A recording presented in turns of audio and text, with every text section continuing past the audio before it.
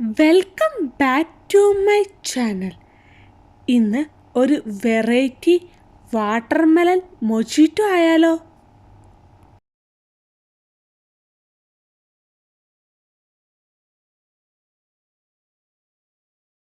Watermelon mojito തയ്യാറാക്കാൻ വേണ്ടി red വാട്ടർമെലനാണ് എടുത്തിരിക്കുന്നത്.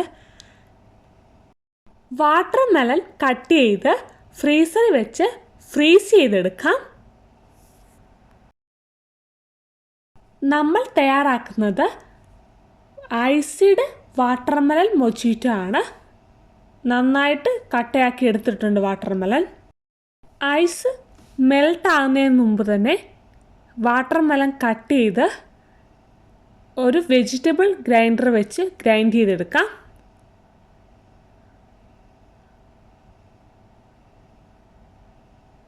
ഈ കാണുന്ന വെജിറ്റബിൾ ഗ്രൈൻഡർ വെച്ച് വാട്ടർമെലൺ ഉരച്ചെടുക്കാം.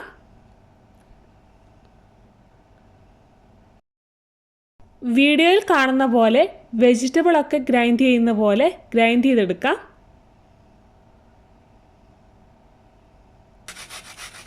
ഐസ് പോകുന്നതിന് മുമ്പ് തന്നെ ഇങ്ങനെ ഗ്രൈൻഡ് ചെയ്തെടുക്കണം.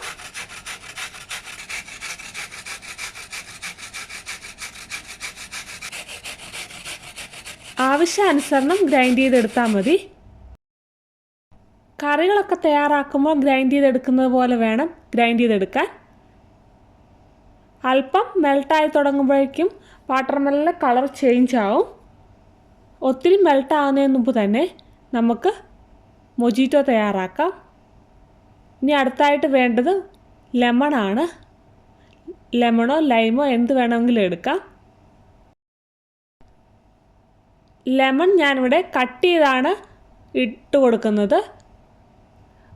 പിഴിഞ്ഞ് നീര് വേണമെങ്കിലും ആഡ് ചെയ്ത് കൊടുക്കാവുന്നതാണ്.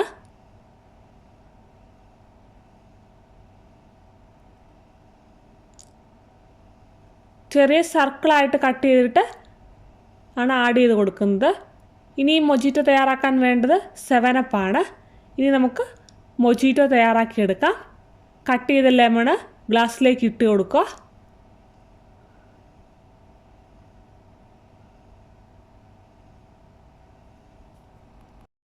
ഒരു സ്പൂൺ ഉപയോഗിച്ച് അല്പം ഒന്ന് സ്ക്വീസ് ചെയ്ത് കൊടുക്കുക.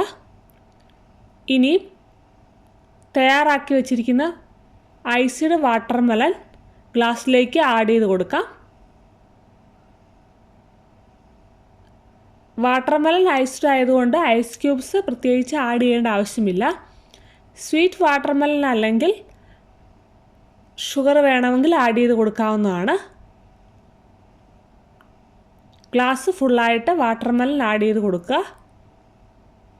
അതിനുശേഷം 7up ഒഴിച്ച് കൊടുക്കാവുന്നതാണ്.